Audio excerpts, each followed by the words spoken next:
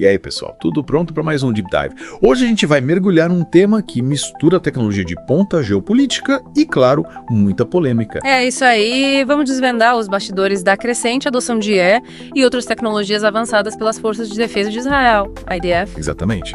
E essa história, como vocês já podem imaginar, envolve dilemas éticos e reações bem intensas, principalmente dentro da indústria de tecnologia. Especialmente com a Microsoft no centro do furacão. Isso mesmo. Para a gente traçar um panorama completo dessa situação, a gente se debruçou sobre um monte de fontes. A gente tem aqui um artigo do blog do Paiva sobre as demissões polêmicas na Microsoft, um vídeo no YouTube que disseca as tecnologias da IDF, um briefing super detalhado chamado IA no conflito Israel-Palestina, que junta vários artigos e perspectivas. Tem também o FAQ da própria IDF explicando como eles usam essas tecnologias. Um artigo da Defense News sobre o polo de IA que está bombando em Israel. Uma análise do Carnegie Endowment sobre o papel da IA na ocupação. Ufa! E ainda tem reportagens da ABC News, The Times of India e do DropSite News, focando nos contratos da Microsoft com Israel. Material é o que não falta. E a nossa missão hoje é entender direitinho quais são essas tecnologias que a IDF está usando, os debates éticos que elas levantam e como a indústria de tecnologia com a Microsoft na linha de frente está lidando com toda essa bomba. Bora começar então. Bora! Que tal a gente começar pelo arsenal tecnológico da IDF? Tem cada coisa ali que parece ficção científica. Verdade, um dos sistemas que mais chama atenção e que a gente viu naquele vídeo do YouTube é o Iron Beam, a defesa laser. O que você achou? Cara, me impressionou bastante, imagina, interceptar foguetes e artilharia com laser de alta precisão. Parece coisa de filme, né? Total. E a expectativa é que ele entre em operação já, nos próximos meses. O vídeo também destaca um ponto crucial, o custo-benefício. O míssil do Iron Dome, que é o sistema de defesa antimísseis que eles usam hoje, custa uma fortuna. Se o Iron Beam provar ser eficaz contra ameaças menores, a economia a longo prazo pode ser gigantesca. E essa economia pode mudar totalmente a estratégia deles em conflitos de baixa intensidade. Se interceptar foguetes se torna mais barato, as decisões na hora do combate mudam. Faz sentido. E falando em poder de fogo, não podemos esquecer do F-35 Harrier, o caça israelense. Esse avião é outro nível. Li que ele é considerado o mais avançado do Oriente Médio. É isso aí. Tecnologia stealth para dificultar a detecção por radar, aviônicos de última geração e uma capacidade de manobra absurda. O Adir coloca Israel num patamar bem superior em termos de poder aéreo. Sem dúvida. E o vídeo até menciona uma certa preocupação do Irã com essa tecnologia, com rumores de que eles estariam de olho no Sukhoi Su-57, o caça russo de quinta geração. Mas, vamos ser sinceros, ele não chega aos pés do Adir em furtividade eletrônica embarcada. Falando em tecnologias que mudam o jogo, o que me deixou de queixo caído foi o ROM, aquele sistema de artilharia automatizado. Um canhão que dispara sozinho, com precisão, sem precisar de um humano controlando. Pois é, o ROM é a prova de como a automação está transformando a guerra. Um canhão de 155mm capaz de disparar a longas distâncias, rápido e preciso, tudo isso de forma autônoma.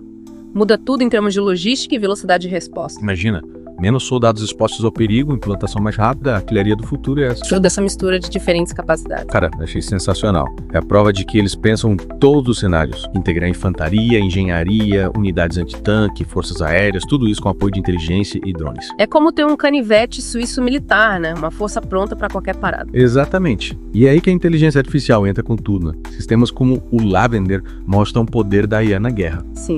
O Lavender é capaz de processar uma quantidade absurda de dados e identificar alvos em tempo real. Ele já está em operação desde o ano passado e, segundo algumas fontes, já identificou mais de 35 mil alvos potenciais. Caramba, 35 mil.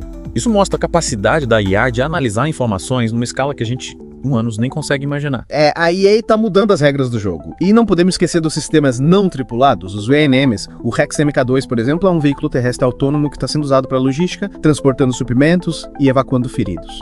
E o Blue Whale, o submarino não tripulado, também promete revolucionar a coleta de inteligência. Com certeza. E claro, a gente não pode deixar de falar dos drones, né? Israel é referência mundial em UAVs. Os drones israelenses são famosos, o Heron e o Hermes, com aqueles sensores super avançados e capacidade de ataque preciso. Pois é. Eles garantem vigilância constante, poder de fogo, com um mínimo de risco para as tropas. E um ponto que as fontes sempre destacam é a precisão dos ataques, para evitar danos colaterais em áreas civis. Essa expertise, aliás, faz de Israel um dos principais exportadores de drones do mundo. E no mundo virtual a gente tem a unidade 8200 Elites, a guia da cibersegurança da IDF. Eles não só defendem Israel de ataques cibernéticos, como também são capazes de realizar operações ofensivas. Tchau. O caso do Stuxnet, o vírus que dizem ter atacado o programa nuclear iraniano, é um exemplo do poder da Unidade 8 em 200, apesar de Israel nunca ter confirmado oficialmente seu envolvimento. A Unidade 8 em 200 mostra como a tecnologia pode ser usada em diferentes frentes, com impactos estratégicos enormes. E tudo isso consolida Israel como um líder global em tecnologia militar. Total. E para impulsionar ainda mais essa liderança, Israel criou a administração de IA e autonomia dentro do Ministério da Defesa. Essa iniciativa mostra que eles levam a sério o futuro da guerra, né? Com certeza. O objetivo é claro: transformar as capacidades de combate em todos os setores militares para garantir a superioridade de Israel nos campos de batalha do futuro. E eles estão investindo pesado em pesquisa e desenvolvimento, reunindo especialistas da IDF, universidades, empresas de defesa e startups. Parece que eles aprenderam muito com a guerra Iron Swords, especialmente com a necessidade de mobilizar tantos reservistas. Sem dúvida, a perda de quase 900 soldados até o início de 2025, como algumas fontes mencionam, reforça a busca por soluções tecnológicas que minimizem as baixas. E a visão de futuro, como disse o Eyal Zamir, do Ministério da Defesa, é de um exército com equipes integradas por soldados e sistemas autônomos. Essa integração já é uma realidade em algumas áreas e a tendência é que se expanda cada vez mais. E agora a gente chega num ponto crucial. A relação entre toda essa tecnologia de AI avançada e a situação nos territórios palestinos. É um tema super delicado. O artigo do Carnegie Endowment, por exemplo, fala do uso crescente de sistemas de vigilância e policiamento preditivo baseados em IA nos territórios palestinos, incluindo o reconhecimento facial em checkpoints na Cisjordânia.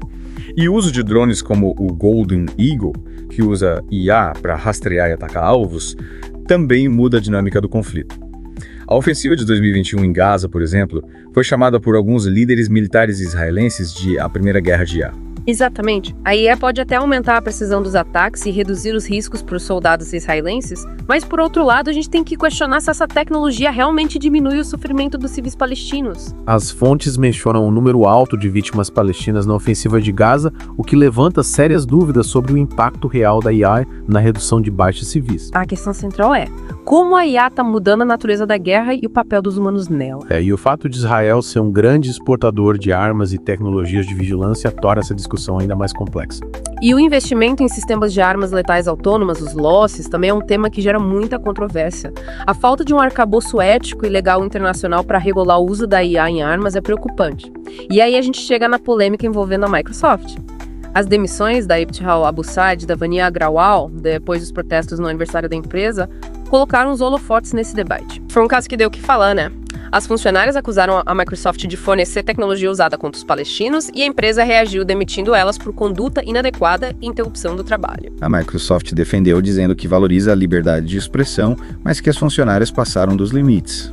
Mas para elas e para o grupo No Azure for Apartheid, a questão é que a tecnologia que eles ajudam a desenvolver está sendo usada num contexto de graves violações de direitos humanos. E os documentos que vazaram mostram que o exército israelense é um dos maiores clientes da Microsoft em IA e serviços de nuvem, com um aumento enorme no uso depois de outubro de 2023. Serviços como tradução e o OpenAI, que usa a tecnologia do ChatGPT, representam uma boa parte desse uso. Teve um aumento de mais de 155% no armazenamento em nuvem da Microsoft, usado pelo exército israelense entre junho de 2023 e abril de 2024, com um pico antes da ofensiva de Rafah.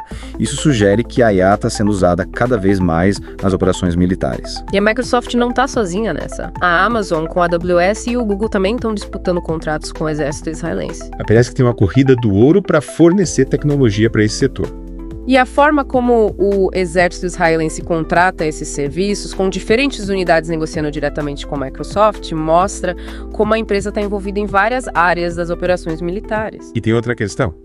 Os data centers da Microsoft que atendem o exército israelense ficam em países que estão sob a jurisdição do Tribunal Penal Internacional.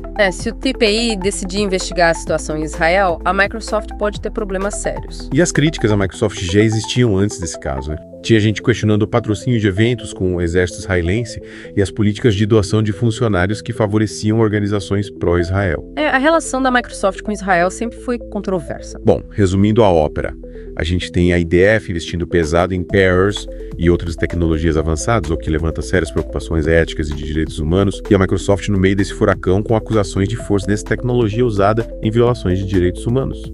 A gente viu como a interação entre inovação tecnológica, conflitos internacionais e responsabilidade corporativa é complexa, especialmente quando se trata de IA. E para você que está acompanhando a gente, fica a pergunta. Com a IA se tornando cada vez mais poderosa e presente nas guerras do futuro, como garantir que ela seja usada de forma ética e responsável? Quais são os limites? Quem vai ser responsabilizado pelos seus impactos?